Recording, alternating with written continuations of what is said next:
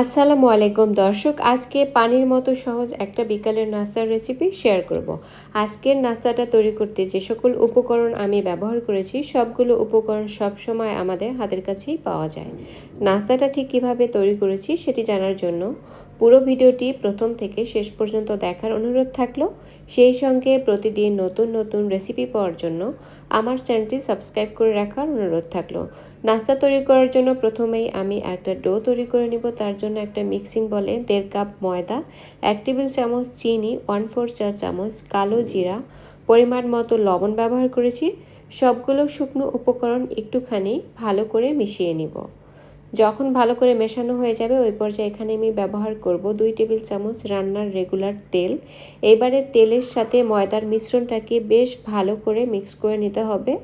একটু সময় নিয়ে মিশিয়ে নিতে হবে। আর যখন মেশাতে মেশাতে এই মিশ্রণটা অনেকটা মুঠো করা যাবে, আবার চাপ দিলে ঝুরঝুর করে ভেঙেও যাবে, তখন বুঝতে হবে যে মিশ্রণটা ভালো করে মেশানো হয়ে গিয়েছে। তারপরে আমি ঠান্ডা পানি দিয়ে একটা ডো তৈরি করে নিব।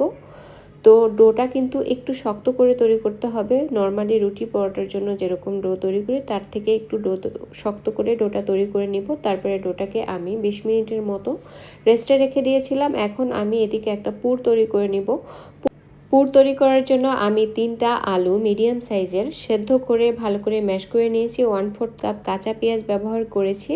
আর দিয়েছি 1 চা চামচ চিলি ফ্লেক্স, 1 চা চামচ ঘি এবং পরিমাণ মতো লবণ। সব কিছু একসাথে মিশিয়ে একটা পুর তৈরি করে নিয়েছি। কাঁচা পেঁয়াজ কেউ পছন্দ না করলে এই পর্যায়ে কিন্তু পেঁয়াজ বেরেস্তাটাও ব্যবহার করতে পারেন।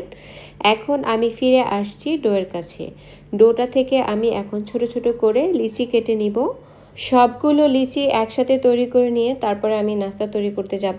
তো আমার লিচিগুলো তৈরি করা হয়ে গেছে। এখন হাত দিয়ে একটা লিচি নিয়ে আমি একটু চ্যাপ্টা করে নিয়ে মাঝখানে আমি আলুর পুরটা দিয়ে আমি জাস্ট এটা দিয়ে একটা গোল বলের শেপ তৈরি করে নিব।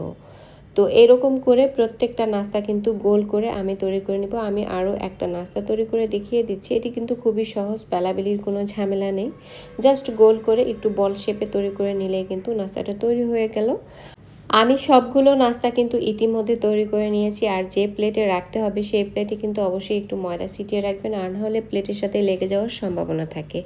এখন নাস্তাগুলোকে ভেজে নিব। আর নাস্তা ভাজার সময় অবশ্যই কিন্তু একটু বেশি করে তেল ব্যবহার করতে হবে এবং তেলটাকে একটু ভালো করে গরম করে নিয়ে তারপরে নাস্তাটা দিয়ে উল্টে পাল্টে একটু সময় নিয়ে নাস্তাগুলোকে ভাজতে হবে।